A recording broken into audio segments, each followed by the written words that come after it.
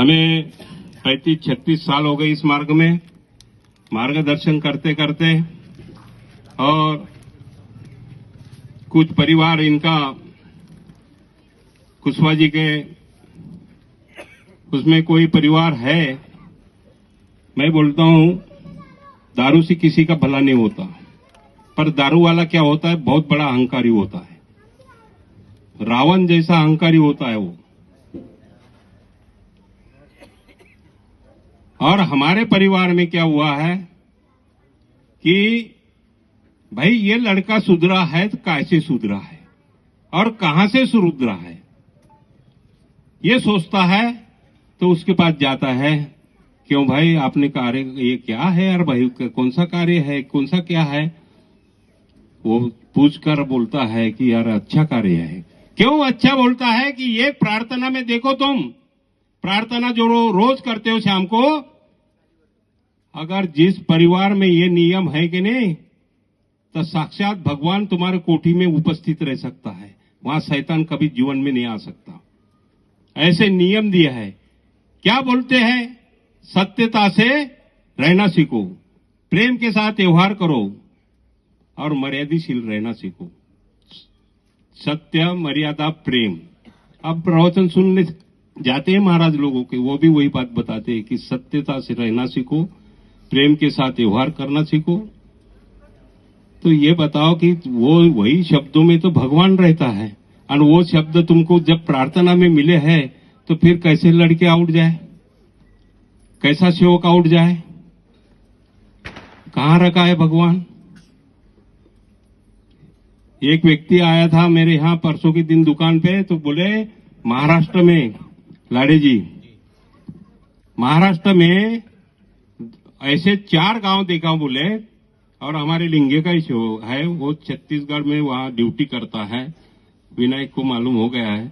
तो बोलता है कि यमदे जी, ये परमात्मा एक वाले जो है बोले इधर कुछ नहीं है बोले, परंतु बोले वहां मैं जहां ड्यूटी करता हूं, रांची वाची उधर नक्सल एरिया पड़ता है। अब वो नक्सल एरिया के मतलब क्या लोग रहते हैं, आदिवासी लोग रहते हैं, और वहां पे लहर चली गई।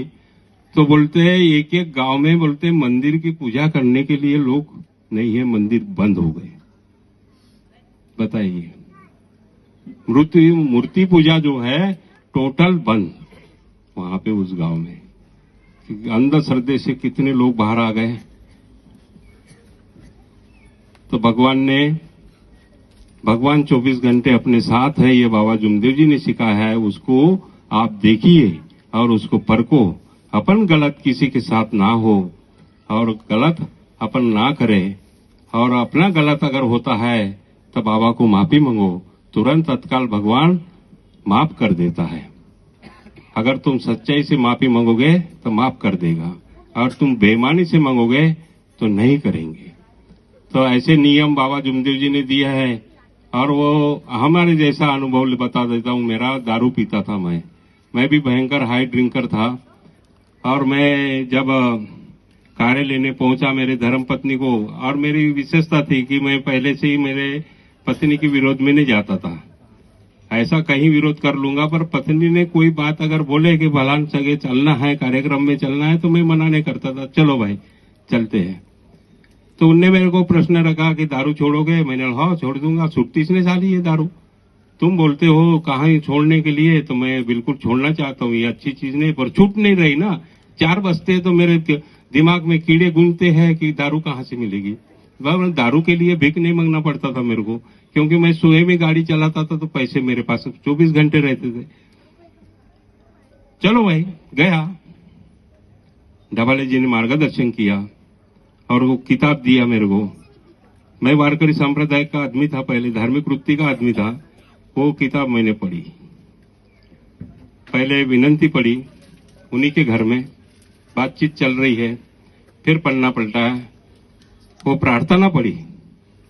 अरे अब मिला मुझे भगवान, अब मिला मुझे भगवान। भगवत प्राप्ति के लिए, निष्काम कर्मयोग साधने के लिए बाबा ने 4 तत्व दिए हैं। जो पढ़ा मैंने उसमें सत्य, और ये क्वेश्चन उसमें आ गया कि बोले शराब, टानिक, सट्टा, जुआ, लैट्री, पटकी, ओढ़, मुर्गी काती, चोरी करना, झूठ बोलना, क्रोध करना बंद करना।